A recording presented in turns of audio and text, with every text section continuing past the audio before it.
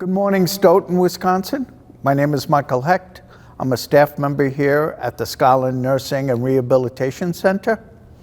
And I wanted to introduce a very special lady. It's titled, These I Have Written, An Extraordinary Journey Through an Everyday Life by Margaret Hollenberger. I said it right, Margaret?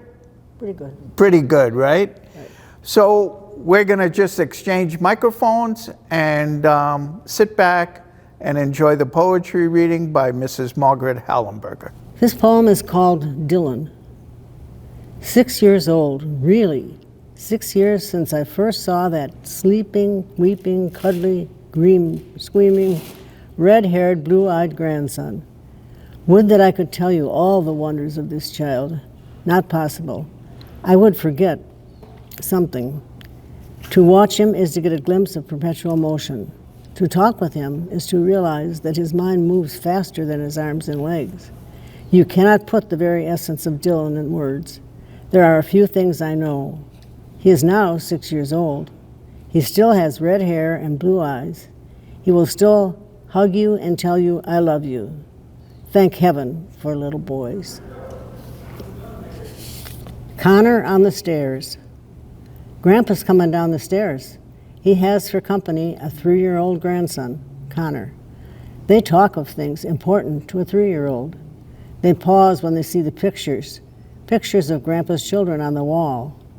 Quickly, Connor points to his mother. That's my Bets, he says.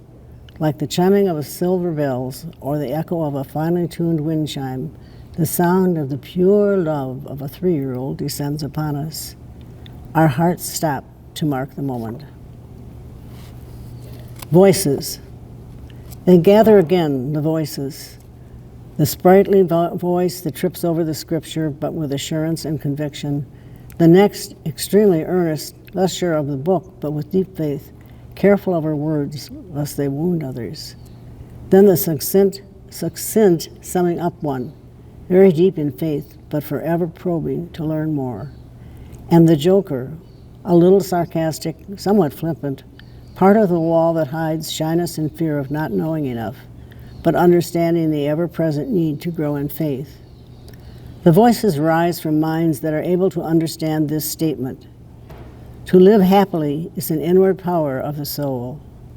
They gather to heal the inner soul, to shore it up. They need this sharing to go with quiet happiness into that worldly world, undaunted by the lack of faith they meet. On borrowed time. I know I'm growing older, but I refuse to be old. I don't like being lonely, but I know how to be alone.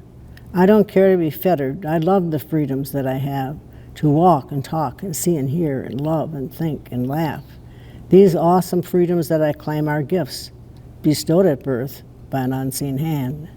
So I must hold fast these precious freedoms, not just let them slip away. Then find the freedom I need tomorrow disappeared just yesterday.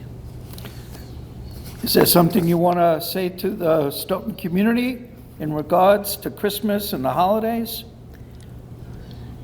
Well, I don't know. I just know that when I was writing those poems, I was enjoying it, doing it. I was kind of felt I was bragging about my friendships with other people and how much I enjoyed them and liked to know what other people thought and did and all those things. And so I guess that's why I wrote them, because they were on my mind and in my heart. Mm-hmm. Thank you. Do you mind if I read just a little bit about you? No. Margaret was born and raised in Wisconsin to Milton and Ethel Korn. She was the second oldest daughter of 7 girls raised in the Korn family. Following high school, Marge attended Stoughton Institute and then transferred to the University of Wisconsin in Madison, where she graduated with a degree in pharmacy. While attending the University of Wisconsin, Marge met her future husband, Roy Hollenberger, in pharmacy school. Following graduation, Roy and Marge soon moved to Edgerton, Wisconsin, a small town some 30 miles south of Madison. Here, Marge and Roy purchased a small family pharmacy in 1968 and settled down to raise their family of 4 children: Jean, Amy, Betsy, and Tim. Marge and Roy retired in 1997 after operating Hollenberger's Pharmacy for 29 years. Today, Margie continues to think about poetry and continues to evolve on her journey. And with that, let's do one more poem. He left today, the youngest, to test himself against the world. It's not just that he's the youngest, he's the last one. I'm sure all 4 will be successful. Carving their niche in the world, we are back to being the 2 of us. Only 30 years older. As much as I love them, I don't wish them back.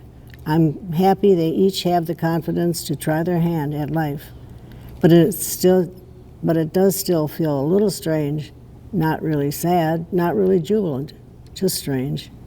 It's time to move on again, albeit a little reluctantly. The rest of my life waits impatiently to be lived fully.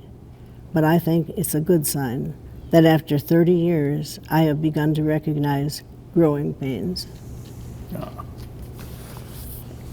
And that concludes our holiday program.